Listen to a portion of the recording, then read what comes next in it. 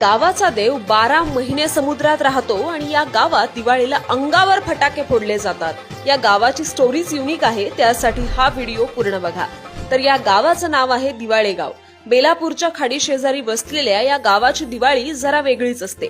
या गावाच्या देवाचं नाव बहिरीदेव आणि तो समुद्रात राहतो। घारापुरी ते वाशी पुला दरम्यानच्या खाडीत हजारो फूट खोल तळाशी एका ओट्यावर बहिरीनाथ देवाची दगडी मूर्ती ठेवली जाते।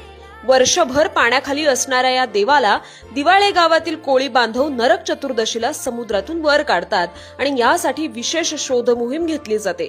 देवाची मूर्ती मिळाल्यानंतर गावभर मोठा जल्लोष साजरा होतो।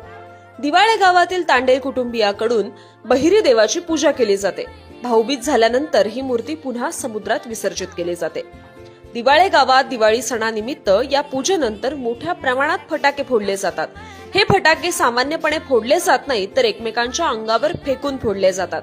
यात कपडे जळतात, जखमा होतात, पण कुणीही तक्रार करत नाही, कारण हे सगळं बहिरी देवाच्या आशीर्वादाचा भाग मानलं जातं।